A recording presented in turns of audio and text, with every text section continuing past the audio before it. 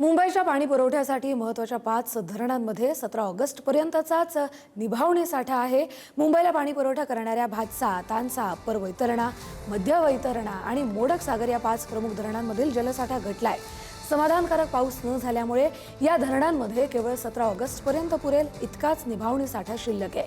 परिणामी मुंबईमध्ये सध्या 10% पाणी कपात लागू करण्यात आली आहे। यंदा पाऊस लांबल्यानं धरण क्षेत्र आटलं असून आगामी काळात पाऊस न झाल्यास ही पाणी कपात आणखी वाढण्याची शक्यता वर्तवण्यात आली आहे।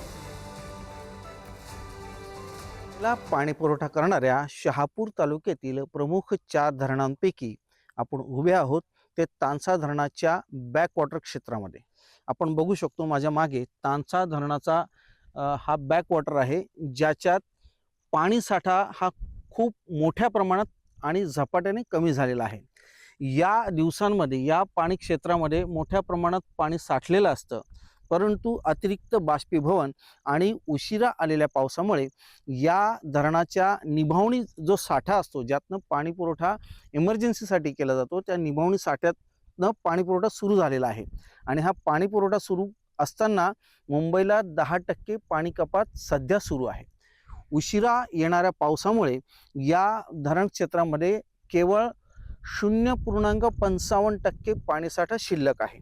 त्याचप्रमाणे या धरणासोबतच भातसा हे सगळ्यात मोठं धरण आहे, ज्यामध्ये केवळ 33.40% पाणीसाठा या घडीला सुरू आहे। यावर्षी आम्ही म्हणजे सतत इकडे यायचो, म्हणजे तानसा तलावामध्ये।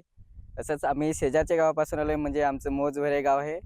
आणि याच वर्षी आम्ही धरण हे आटलेलं बघतो आम्ही तलाव, आणि हे धरण याच वर्षी आटलंय। म्हणजे पाऊस पण या वर्षी 1 महिना लेट झालेला आहे, त्यामुळे हा धरण आटलेला आहे।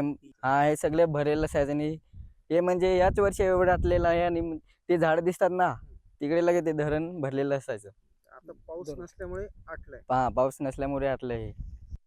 एकंदरीतच जर बघितलं तर सध्या मुंबई व उपनगरांना 10% पाणी कपात सुरू आहे, पण पाऊस जर लवकर आला नाही आणि हीच परिस्थिती राहिली तर मोठ्या प्रमाणात मुंबईला देखील पाणी टंचाईचा सामना करावा लागण्याची शक्यता निर्माण झालेली आहे। पुढारी न्यूजसाठी उमेश जोशी, शहापूर, ठाणे।